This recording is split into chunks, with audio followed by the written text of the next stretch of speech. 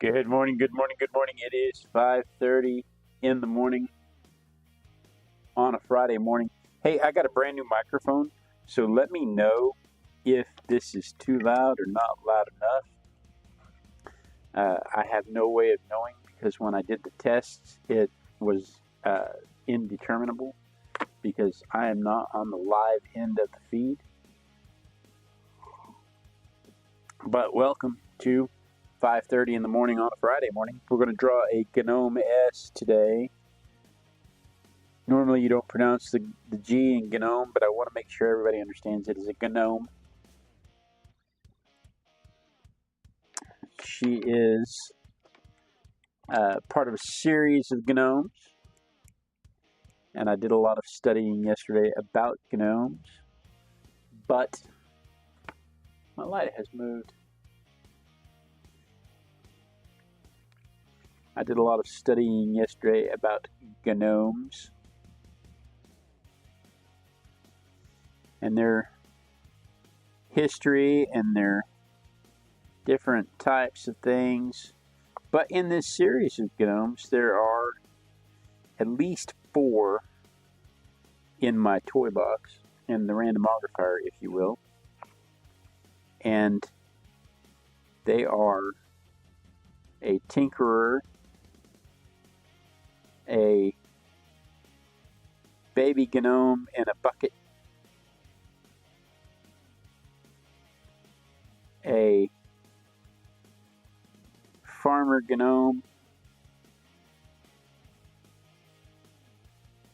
an old mother gnome,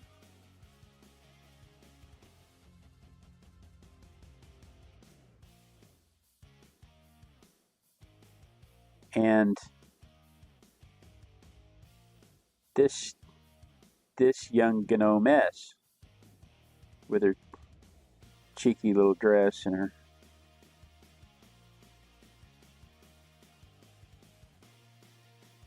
pointy shoes.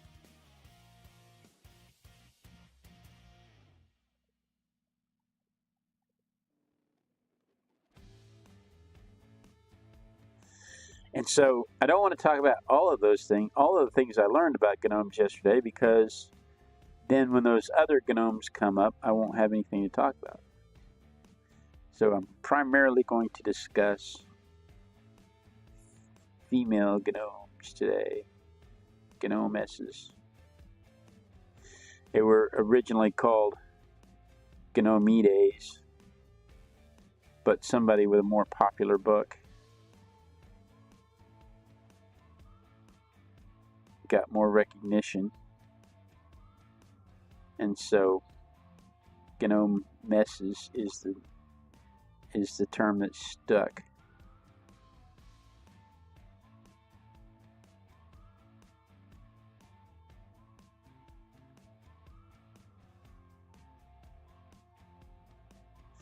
And my dad said she kind of looks like my grandson,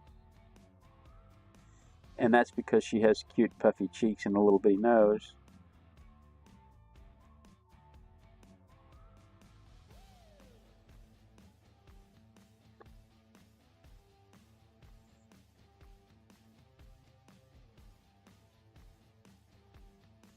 So she does kind of look like my grandson in that sense.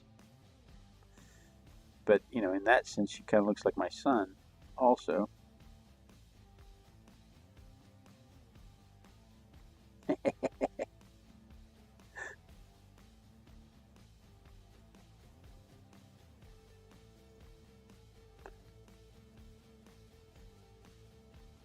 But the funny thing to me, of all the things I learned yesterday, the funny thing to me, there thousands of years, for thousands of years of culture, all around the planet, there is some story, some story about some small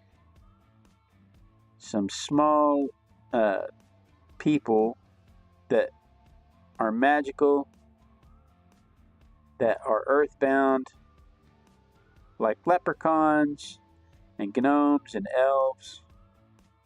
And it used to be, these were all the same, these are all considered of the same ilk.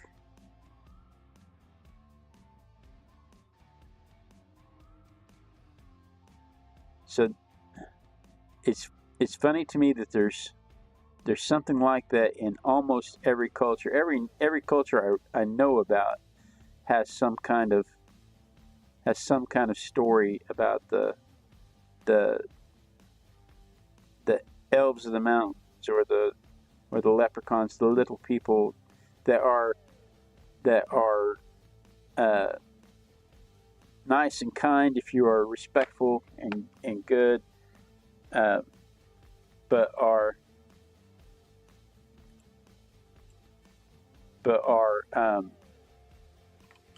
rude and prankful if you are disrespectful or greedy.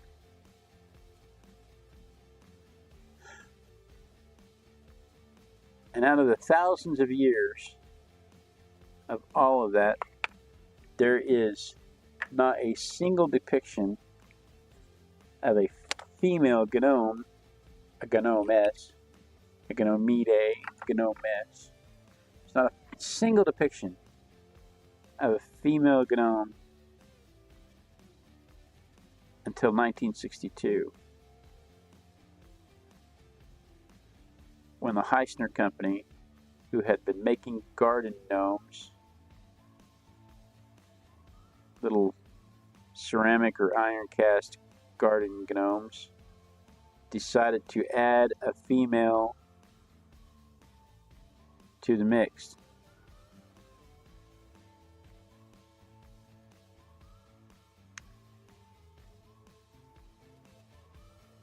And it might have been talked about, and you could argue that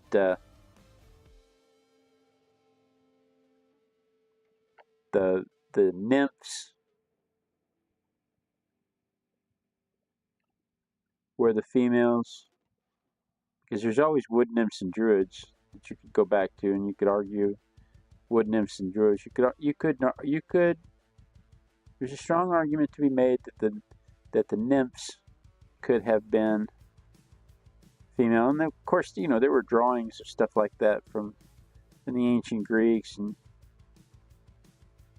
but in modern history, there's not a single depiction since the Renaissance, which is when these things really took off with their description, and then and that's when they started breaking out into elves and gnomes and dwarves.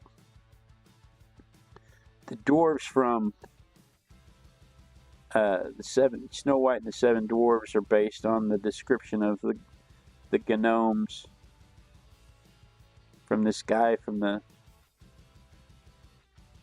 Renaissance, from the 1200s,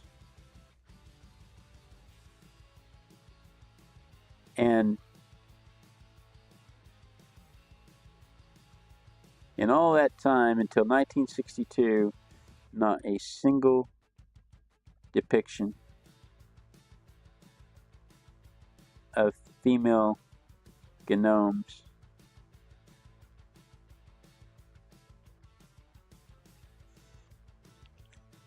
And then 30 years later, by the mid-90s, you could find them in fishnet stockings. You could find them in various shades of undress and lingerie. So it only took 30 years to corrupt the idea, which is also funny to me, because it's kind of like what they did with Mrs. Claus, right? Where nobody had ever thought of her until the 1860s, 1850s, and by the 1890s, she's a burlesque character.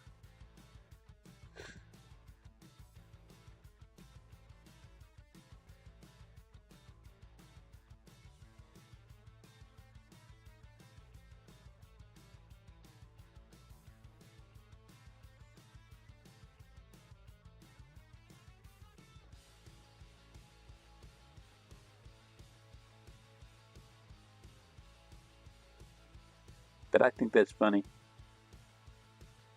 My dad says she's as cute as she's as cute as my grandson. Yeah, she's as cute as Fred. We call him Fred because we don't use names on the internet, and everybody gets a nickname.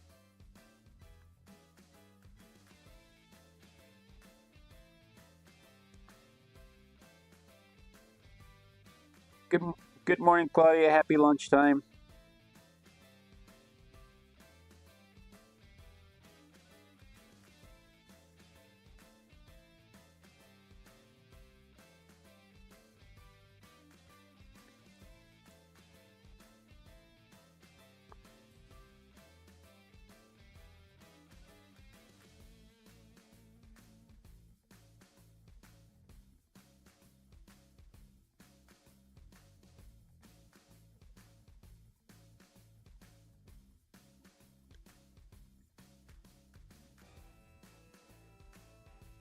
Yeah, it only took 30 years to corrupt the model. I'm curious what made him decide to make female gnomes in the first place. If it'd never been done before, what made him decide to start? What made him decide to start right then?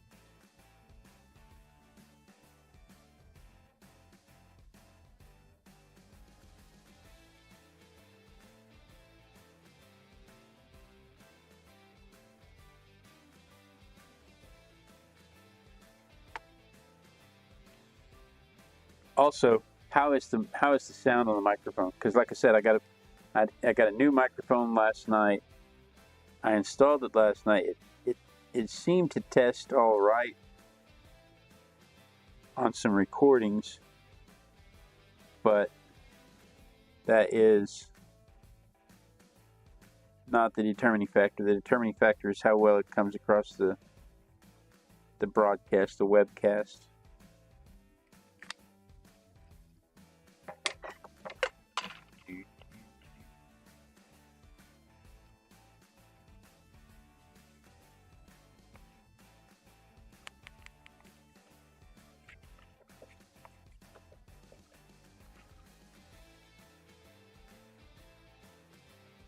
You know what we didn't do? We didn't spritz the watercolors. I used to have a producer. Years and years and years ago, I had a producer that would sit off stage and talk in my ear and walk me through the list of things I was supposed to pay attention to prior to the show.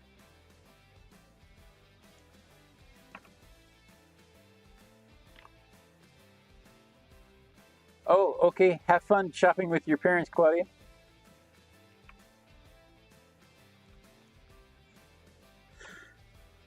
She just stopped in to say hi. I love that. That's lovely.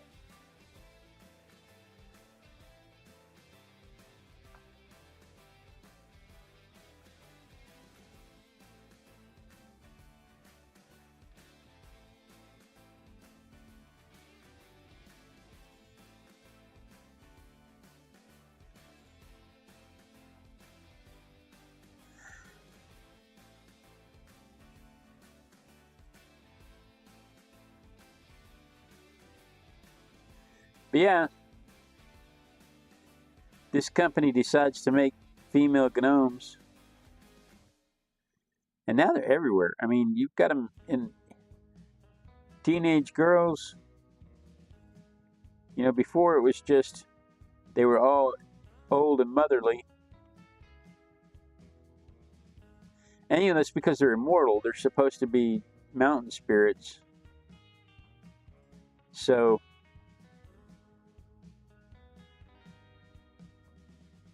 they're supposed to be immortal, and you always draw things that are immortal as old. You always depict things that are immortal as elderly and ancient. Look at every picture of God or Santa Claus or anybody like that, and they always have a white flowing long white flowing beard. They always have the the larger nose.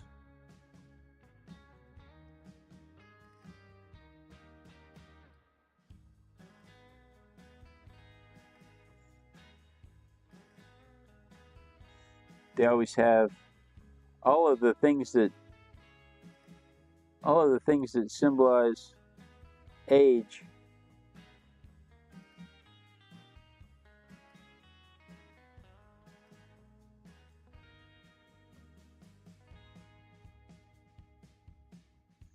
Because they're ancient. They're supposed to look ancient. And so the first female gnome was a grandmotherly looking gnome.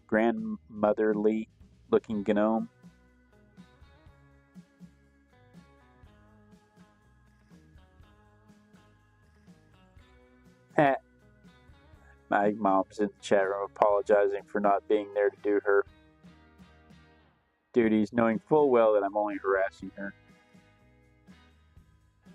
But the first one was had a white shirt and a peasant dress on.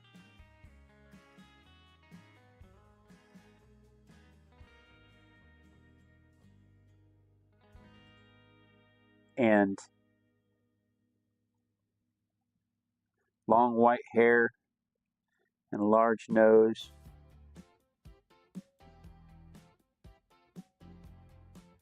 And that just kind of became the standard.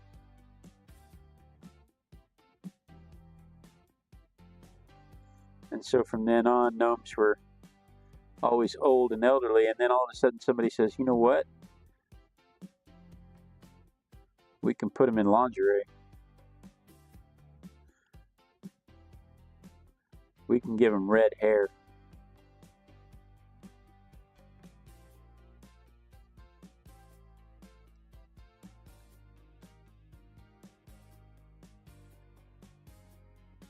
How's the microphone? Mom says the lighting's good, but I haven't seen or heard anybody comment. Of course, I'm not going to hear anybody. I haven't seen anybody comment about the microphone yet, and I'm worried about that.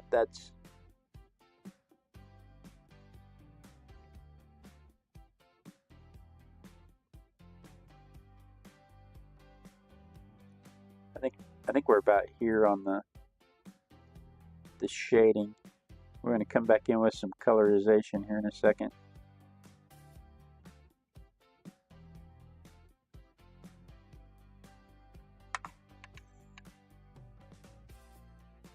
Mom didn't get into the gnome game. It was a gnome game?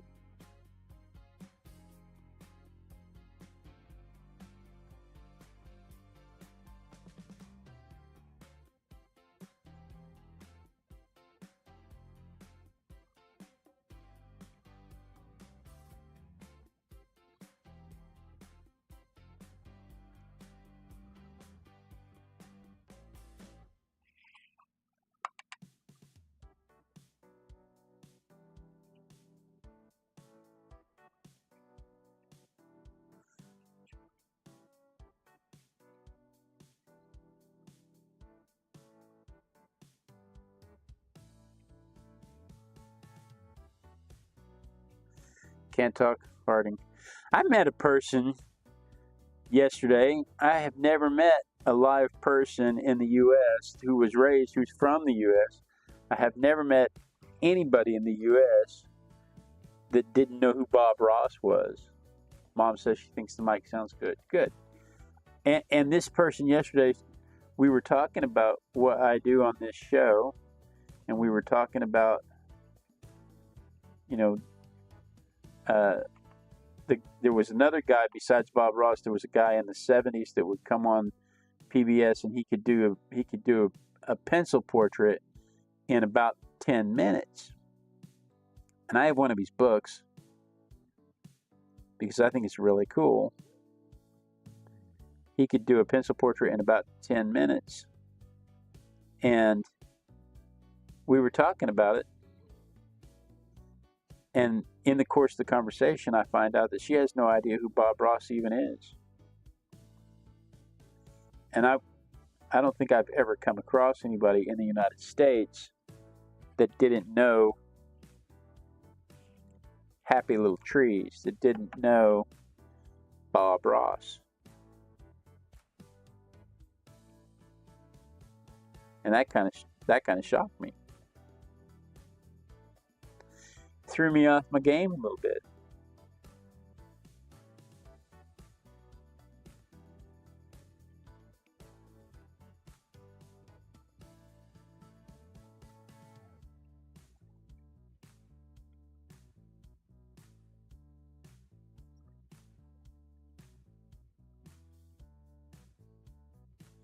Because I thought everybody knew who Bob Ross was.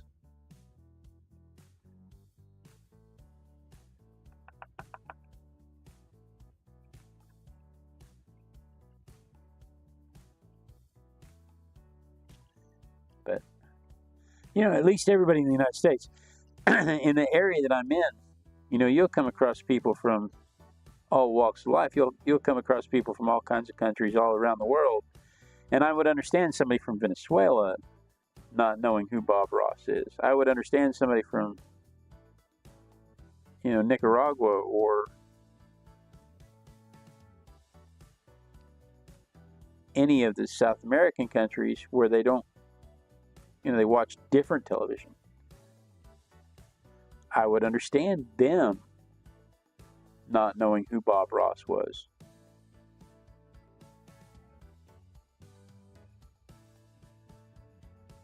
But Bob Ross was such an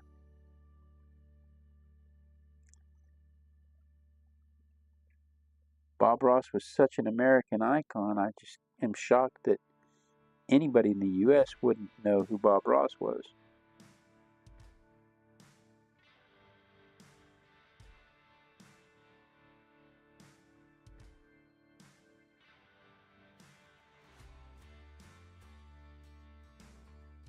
Yeah, and I did. I pulled him up on my phone. My mom says to me, "You want to pull him up on your phone and show him?"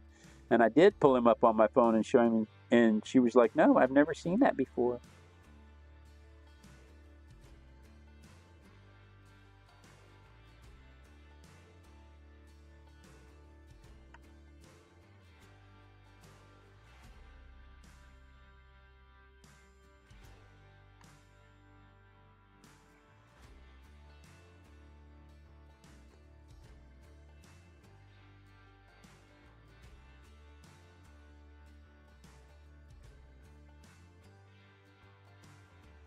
We're almost done. How are we doing on time? Oh, it's 5:54. Oh my goodness. We're almost done.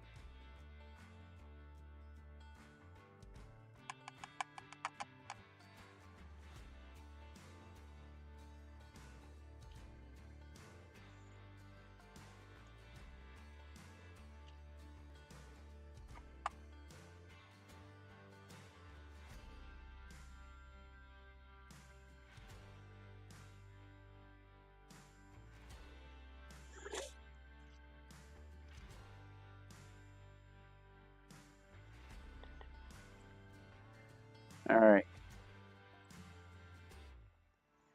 We need to, I need to run the hairdryer for a second before I come back in with some ink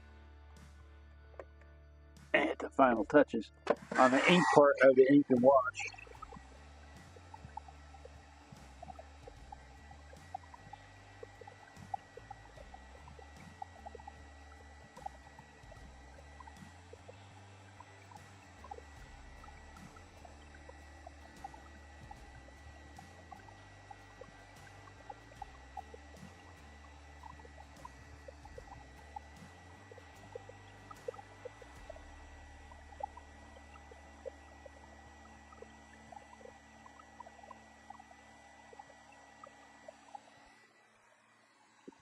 I didn't use the new water brush today, so I don't have the flow issues. The new water brush lets me get really in depth with the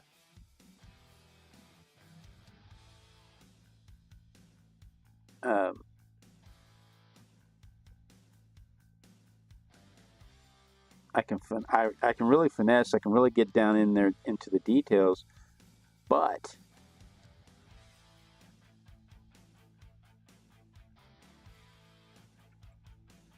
it has a lot of water.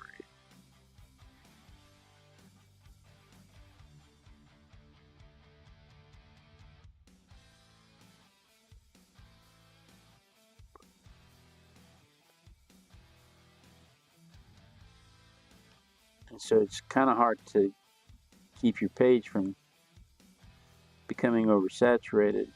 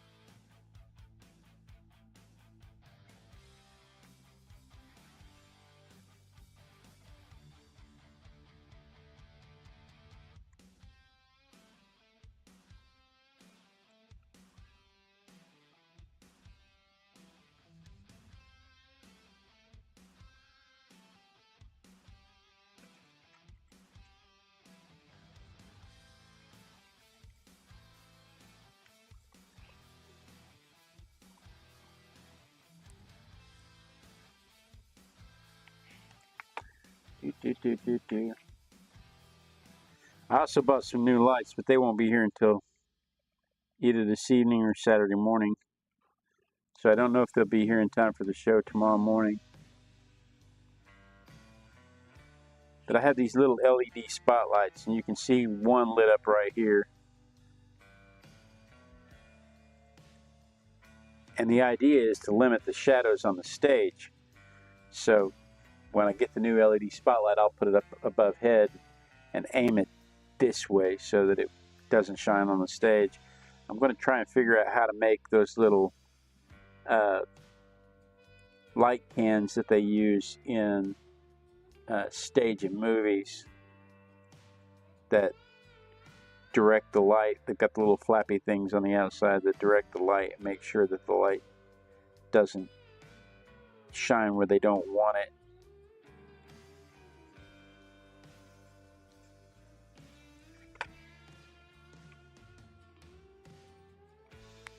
But alrighty, we're going to call that done.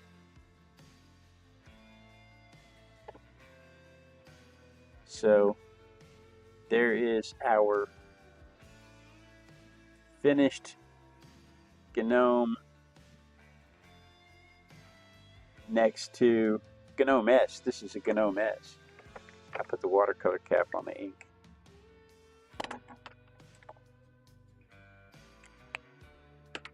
Let's get a picture so you can see it the way I see it.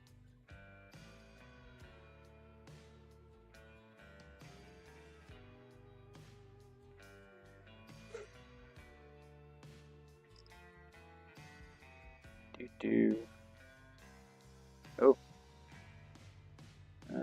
is it going to focus? Maybe. Anyway, that's what we're living with. Guys, thank you so much for joining me. You know that I look forward to this every day. This is my therapy. This is what gets me started for the day. This is what gets me jumped up out of bed when I get to come art with my art buddies. Look forward to it every morning. Be sure and join me tomorrow morning. Same Artistic Biker time, same Artistic Biker channel. And we dance. We dance until somebody says they see me dancing. And then when they see me dancing, I know that the lag is caught up with the stream and I won't